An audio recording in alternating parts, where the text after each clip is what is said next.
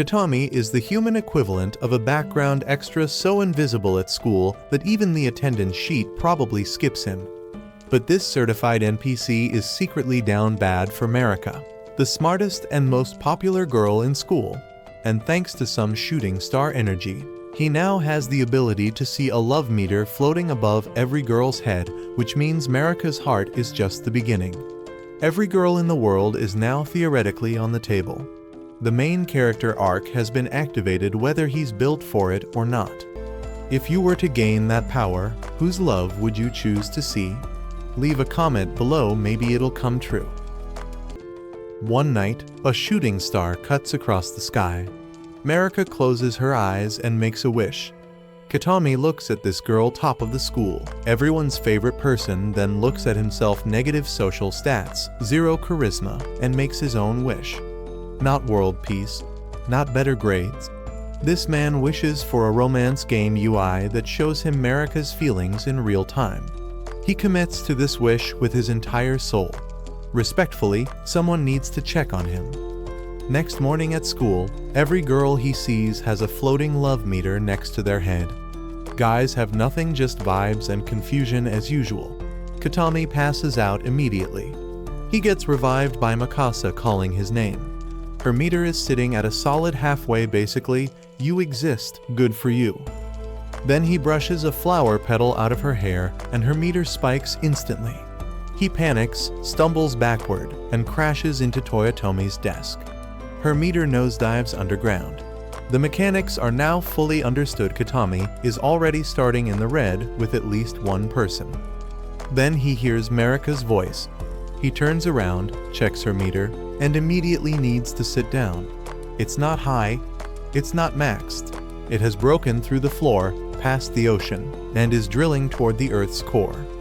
This girl is so in love with this man that the game literally cannot render it properly. Katami had absolutely no idea. He has been living next to a nuclear reactor and didn't know the building existed. They sit together in the courtyard. Katami is visibly spiraling. Marika holds out an ice cream cone toward his mouth to snap him out of it. He leans and she pulls it back. Prank. She just wanted him to stop looking like someone waiting for their execution. His soul briefly disconnects from his body.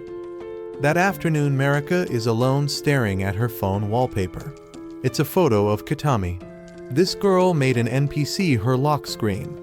She is fully committed and has been for a while. One day at the beach, Marika is playing in the waves, working every angle to get his attention. They look genuinely couple-coded, genuinely happy. Then a fish, bold, unhinged, criminally motivated, launches out of the water and goes straight for Marika's chest. Direct hit. Katami sees everything. Marika waits for a reaction. Katami looks at the fish and calls it a pervert. He is more offended on her behalf than affected by the view. Marika's love meter physically shatters. The fish got more of a response than she did. She is going back to the drawing board with a completely new strategy. Back at school, Katami is trying to figure out why Marika's meter broke. He still doesn't understand it broke from being too full, not too empty. He's also stressed about Toyotomi's meter sitting basically underground. While he's spiraling, Toyotomi walks up demanding to know why he keeps staring at her. Katami's nervous system shuts down completely. He says nothing. She decides he's too NPC coded to deal with and leaves. He exhales and survives another day. After school, he ends up at the park where he and Marika used to play as kids. Mid-spiral, he hears a little girl crying. A small girl named Mishiro has tripped and hurt her leg. Katami helps her up and walks her home, where Toyotomi opens the door. Mishiro is her little sister. Toyotomi is confused about why this guy is at her house. Katami explains. She thanks him with the bare minimum facial expression. Mishiro insists he stay for dinner because Toyotomi's cooking is incredible and he has to try it. Toyotomi, cornered by a child, reluctantly allows it. Katami watches her meter tick upward just a little, but it moves. Meanwhile, Marika is walking home exhausted from cleaning duty and sees Katami standing in front of Toyotomi's house. Her brain immediately skips past every logical explanation and constructs the worst possible director's cut version of events. She's convinced these two have something going on that she completely missed. Katami has no idea she's there because he's too focused on Toyotomi's rising meter. Then he and Toyotomi start chatting casually. First names, even laughing a little, and Marika's grip on the wall next to her tightens until she accidentally breaks a chunk of it off. Her love meter is now somewhere beneath tectonic plates. Katami turns around and clocks Marika, standing there looking like she's about to file legal paperwork against him. She calls him an NPC who suddenly thinks he's built different and takes off running. As she runs, she's catastrophizing too much cleaning duty, too much junk food, losing ground, falling behind. Katami gives chase. His athletic stats are exactly as underdeveloped as his social ones. This is a full Tom and Jerry arc, and he is the mouse. One afternoon, Katami is at the park walking his dog Mamiko bench. Sunshine, zero expectations, NPC behavior at its purest. Mikasa spots him and comes over. Katami says hello. That's it. One word. Mikasa's face goes full tomato because that single greeting combined with the flower petal moment has awakened something in her that is not going back to sleep. Her love meter rockets like he just dropped to one knee. Bro said hey and accidentally speedrun an entire romance arc. They introduce their dogs. Mikasa's golden retriever is named Chocolate. Katami guesses she came up with the name herself. Mikasa's soul leaves her body. Her meter hits full. She's already writing the rom-com in her head. Dogs become best friends. Owners fall in love. Credits roll. Classic pipeline. Katami, fully committed to Marika and only Marika, decides the move is to redirect energy toward the dogs. He takes off running with Chocolate. This lasts 45 seconds before his body files an official complaint and he eats the ground. He cries about it like a toddler. Mikasa's meter crashes. She starts packing up to leave and pretend she's never met him. Then Chocolate bolts. Leash goes taut. Mikasa gets yanked straight into danger. Katami's emergency reflexes, the only reflexes he has activate, and he catches her. Mikasa is safe. Her meter immediately rockets back to full. It gets so full it splits into two separate bars. This girl now has double love meters for a guy who just sobbed on the ground in a public park. Chocolate escapes again and drags Mikasa off chasing Mamiko. Full chaos. Neither dog cares. Meanwhile, Marika is jogging through the same park. Healthy habits. Good for her, and she sees Katami hugging Mikasa in broad daylight. She crashes into some random guy who has no reason to be there, recovers, and immediately dives behind a tree. From behind that tree, she is building an entire unauthorized cinematic universe about what Katami and Mikasa have allegedly been doing together. The imagination on this girl is genuinely a public safety concern. Katami releases Mikasa once the dogs calm down. He turns around and feels a dark aura radiating from behind a nearby tree. He looks over. It's Marika. She is vibrating with the energy of someone about to reorganize the entire park against its will. He pulls up her love meter and it has evolved. It's no longer a meter, it's a demon. Marika's feelings have transcended the original UI and are now manifesting as pure concentrated hellfire pointed directly at him. Back home, Marika is in her room crying. The park situation hit different. She's terrified someone is going to swoop in and take Katami before she makes her move. Then she glances at a book sitting on her desk, and a slow smile spreads across her face. She has an idea. Whatever it is, the energy is not normal. Next day at school, Katami tries to say good morning to Marika. She says absolutely nothing. Zero response. Her love meter is still sitting in full demon evolution mode from yesterday, and she is running the silent treatment play with complete commitment. Every other girl's meter has reset back to baseline, but Marika's is locked in and unresponsive. Katami is confused but determined. He decides to switch tactics, hops into a basketball game, and proceeds to go off. He is doing all of this specifically to get Marika's attention. The meters that spike from this performance belong to Toyotomi and Mikasa. Marika doesn't even look up. After school, Katami tries again, invites Marika to hang out. She agrees but says nothing the entire time, just drifting along beside him like a very pretty haunted doll. They end up on the school rooftop because they're both still hungry. Katami pulls out a bento he made himself and shares it with her. Marika internally is losing her mind. Eating a homemade meal with Katami on a rooftop is basically her ideal scenario, but externally she is playing it so cold her love meter doesn't move a single pixel. Katami, reading the flat meter, concludes she doesn't like his cooking. The food is fine. She's just running a strategy right now. He decides to shoot his shot anyway and invites her on a proper date on their next day off. Marika hears the word date and her brain immediately takes a hard left turn. She's imagining a private date in someone's room, her in something that would make this video get demonetized, cooking for Katami, feeding him, telling him to try the food, and also maybe. Then Toyotomi's voice cuts through the fantasy like a fire alarm. Toyotomi came up to the roof specifically to find Katami and invite him to her place on the day off. Her little sister Mashiro has been asking about him non-stop. Katami immediately lights up at the mention of Mashiro. Then he remembers he just made plans with Marika approximately 30 seconds ago. He looks at Marika. Her demon evolution love meter is powering up like it's charging a final attack.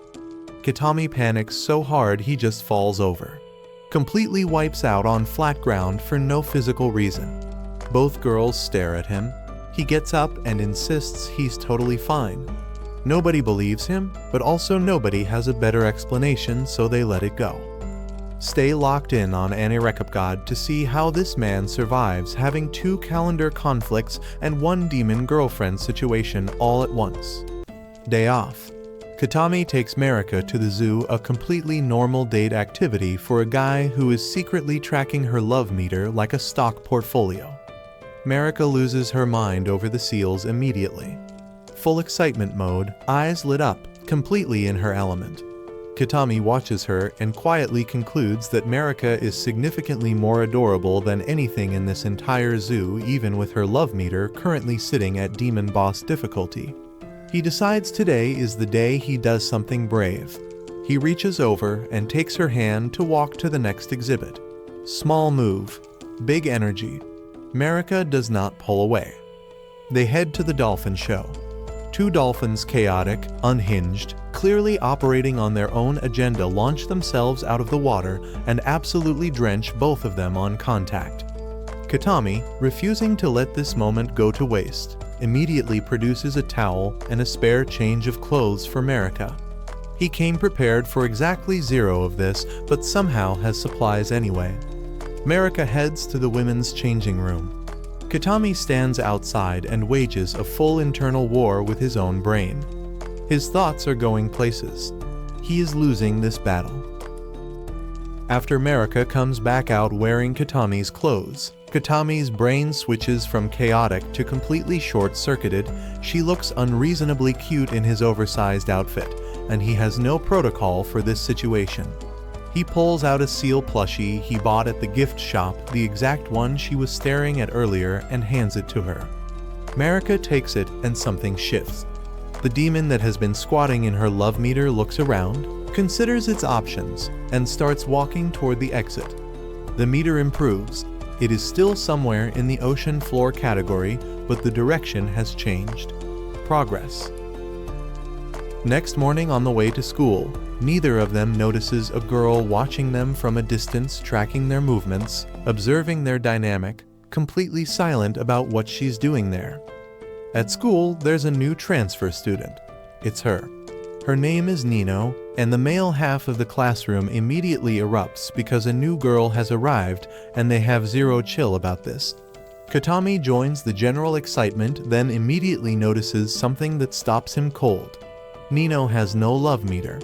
Every single girl he has encountered since getting this ability has had a visible meter. Nino has nothing. Just empty air where the indicator should be.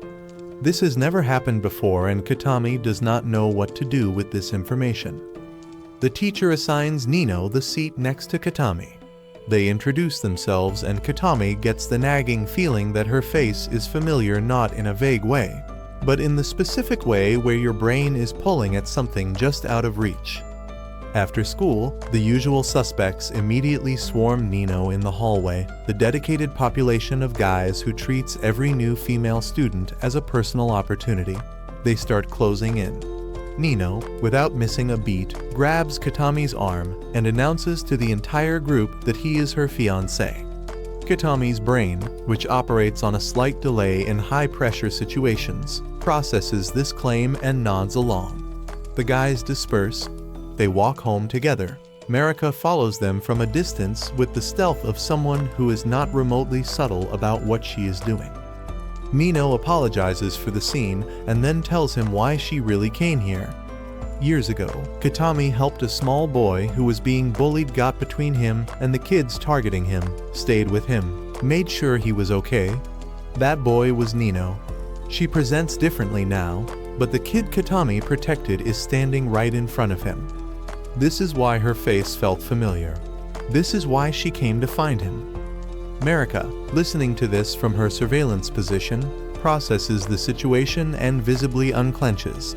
The reason Marika was not in full demon mode watching them walk home together is because she clocked something Katami completely missed. Nino's physical profile does not match what Katami assumed. Marika figured it out before anyone said a word. She steps out of her hiding spot, tells Nino directly not to take things too far with Katami, and suggests Nino keep appropriate distance. Katami immediately jumps in and says all three of them have basically been friends since childhood, so the distance suggestion is not really applicable. Marika's response to this is to stand up straighter and look at Nino with the specific energy of someone about to propose a competition. In her head, she is running full calculations about going head-to-head with Nino in the asset department to settle this once and for all and make Katami pick a side. Then the camera pulls back and reveals Marika is still standing behind her bush. All of that happened entirely inside her head while she watched them from a distance like a nature documentary subject. None of the confrontation occurred. She imagined the whole thing. Then Nino leans over and kisses Katami on the cheek.